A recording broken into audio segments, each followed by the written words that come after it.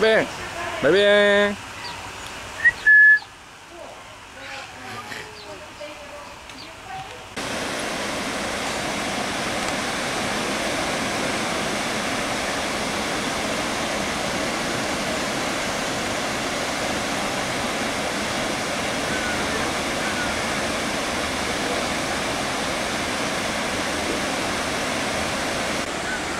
Ê, té. Đây, lại đi.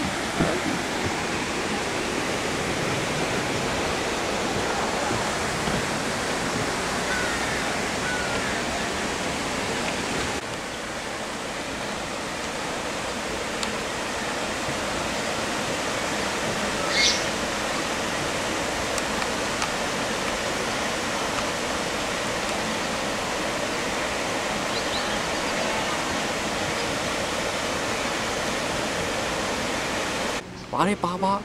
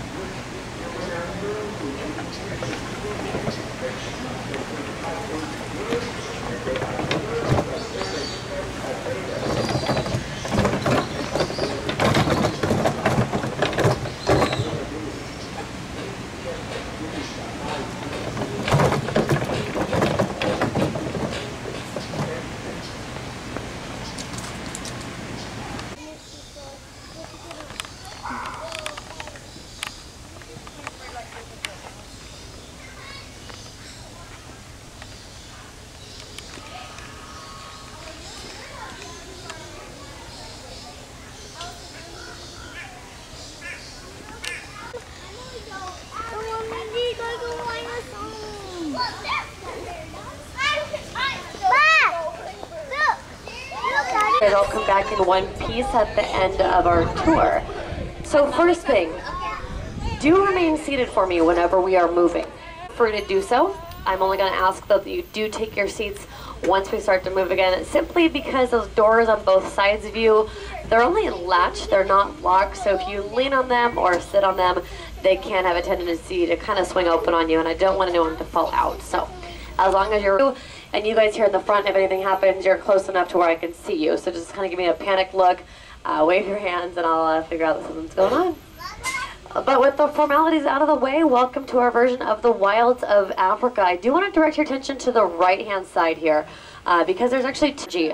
So for most of the day, cheetahs don't really do a whole lot. You need to kind of sit, sleep, conserve your energy. That way, if you do need to embark on that high-speed chase to catch your prey, you're able to do so.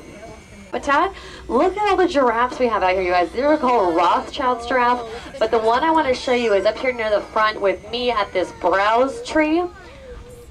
This is Saba up here, you guys, and he is actually the largest giraffe in the U.S. Saba is just under 19 feet tall.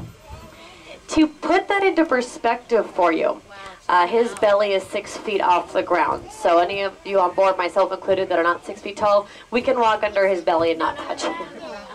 So beautiful giraffe. Rothschilds, though, they are endangered subspecies. If you look behind Saba at that photo caravan, way up the grass, you'll notice we here.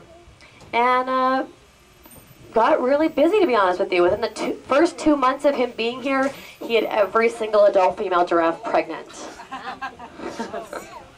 Everyone. And then he was, you know, bored for about 14 months because he had nothing to do. That's how long their gestation period is. But second generation around, after all those babies were born, look at all the survival is to live by that golden rule, safety in numbers. But as we head, by the way, just as a side note, if you see all these deer out here, I want you to completely ignore them. Pretend that they're not here, because those deer are actually not supposed to be in here. They're native California mule deer, and they come by to mooch free breakfast, lunch, and dinner. So with that, ignore the deer. Instead, look at the black rhinos. Mom and 1-year-old baby boy. And black rhinos, they are an endangered species, one that is very difficult to breed in a zoo. And that's because females are very picky when it comes to finding a mate.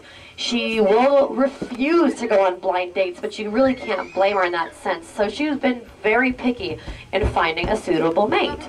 As you can see, we were successful and having a little baby born here last summer. But beautiful animals, aren't they? Look at them. Don't look me. Big old bodies, little itty bitty eyes work against you, especially with that baby.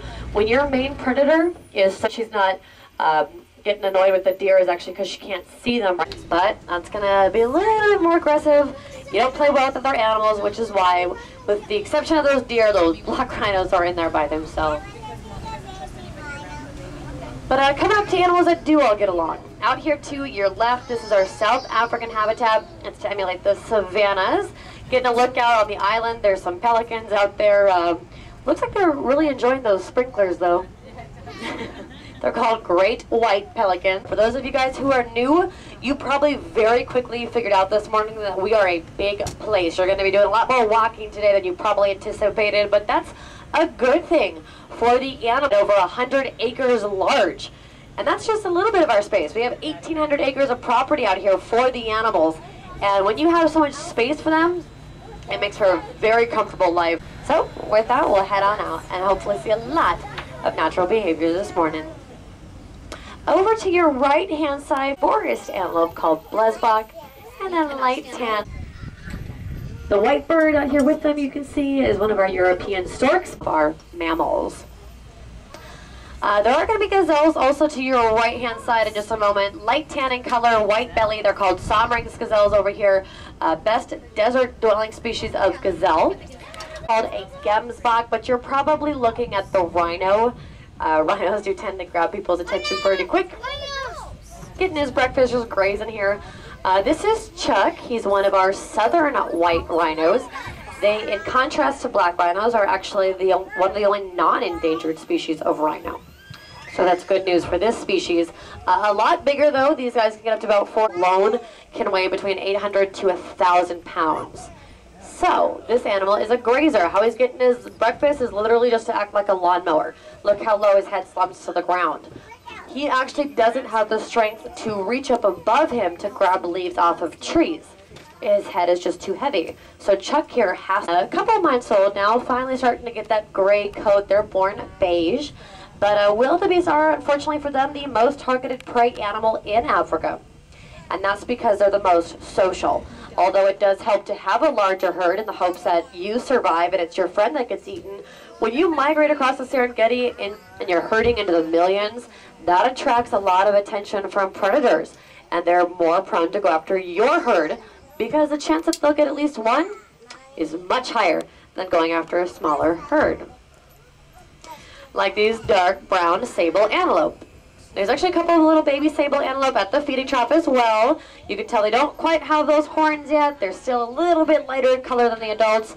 With most antelope species out here, you do want to be born completely beige. You want to be a neutral color because the last thing you want to do as a baby antelope is stand out. You have to camouflage. If you can't be seen, you can't be eaten. Simple as that. Now in contrast, and I'm actually really surprised these animals are over here today, they never come out, especially this close.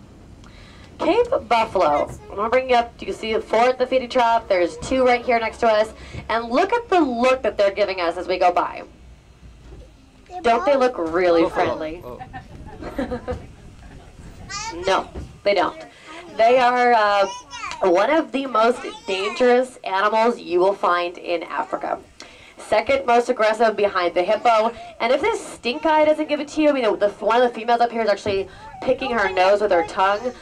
These are all signs of aggression. And they're kind of standing out to us right now. They're sniffing their nose. One of the things that they do differently than the rest of these prey animals out here is they stand their ground. They are not going to run. They're not going to hide. And that is why they are black. Generally speaking, when you're a prey animal, that's the last color you want to be. Because predators see you first. You're big, you're jet black, you kill lions in the wild by means of either stomping them to death or even using these horns on their head to literally pick up lions and catapult them into the air. So, word to the wise, leave the Cape buffalo alone. Go after somebody that's not going to fight you back. Like, again, these gemsbok. But I want to show you the giraffes up here, one of my favorite animals. Look at this face, I love it. This is one of our youngster, I think this is one of the younger boys, yeah. Beautiful though, isn't he? Just almost 3 years old.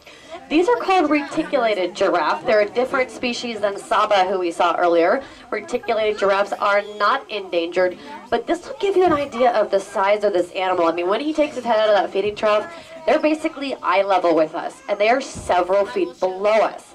And this is the best defense for this animal. And along with that height advantage, giraffes have superb eyesight. The tallest giraffe, so Saba, who we saw earlier, is actually said to see up to about 2 miles in front of him clearly. And that is 2 miles of a head start. The you spot predators, you start running, and that's why those gemsbok are right by the giraffes. They are far too short, far too small. They can't see what's going on. So hang out with the giraffes. And if the giraffes panic and run, it's an indication that you should panic and you should run, because they can spot predators way before they can. But flip over here to the right. I'm going to show you one of our newest baby animals, the towpath. Kind of taking them on to see how we can save them, how we can look behind this corral as we come up here. In the next exhibit over, there's some animals that are kind of large, gray, walking along the road. They're called greater kudu. And there's actually a rhino out there as well. If you see where that dirt road kind of curves around to the right, there's a rhino who's out a little further. They are northern white rhinos. They almost look just like Chuck. They do almost look completely identical, but they are the most endangered rhino and the most endangered land mammal in the world. So take a good look at her as she's scratching her head up against the rocks as we come up the hillside. Now out here with Nola and Angalifu, these white animals with these kind of brown necks, if you will, horns that curve backward, they are scimitar horned oryx. They're an endangered species habitat. And you know that because they're white. White animals from Africa are, generally speaking, from the deserts. Gets up to about 130 degrees Fahrenheit in their natural habitat, so you want to be white to reflect off heat.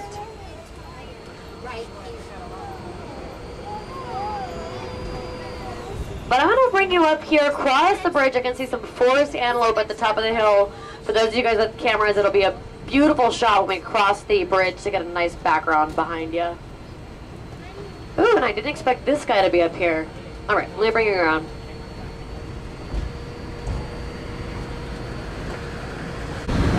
All right. Come on, look this way. That's the pretty view. Wow, everybody is out. Okay. Let's begin on the left. The animal that's kind of the large gray animal walking towards us. This is our young male greater kudu. Never see them, especially wandering around by themselves. They are a very shy species of forest antelope. And he's really young. When he gets older, those horns that are barely sprouting out of his head, they're actually going to start to corkscrew. And they get really large and really beautiful. But he's still young. Now I want you to flip over to the right, because I'm going to show you an animal that literally 95% of the time we're out here you will not see. Right hand, see them out there? Yeah? They are called East African bongo antelope. They are one of the most shy species of forest antelope. They're from Mount Kenya, and they never come out. And that's because Mount Kenya is a really dense forest habitat, and their habitat around them, predators can't see them. Lions and leopards, for example, have one less cone in their eyeballs than we do as humans. And when they see an orange animal in a green background, their eyes can't filter it as different colors. It looks about the same shade. So that animal will blend in perfectly. They're just gorgeous, and we never see them. The baby one. Out with some kind of beige animals, black and white face, horns are curved backward. They're called roan antelope. And in contrast to the kudu and the bongo, the roan antelope are always up here. They're always out. They're always sitting right here, and that's because if you've noticed, we are above everything now. We're as high up as we can go, and the roan antelope need that for security. You basically want to sit as high up as you can go. You want to create your own watchtower. You don't have the natural advantage like giraffes to see what's going on. So look, even as we come above them, they're all sitting up at the very top of their exhibit. They're looking out. A couple are facing us, a couple are facing to the left, to the right, behind us. This is what you gotta do. You have to look out. And by being above, Opposite side of the road.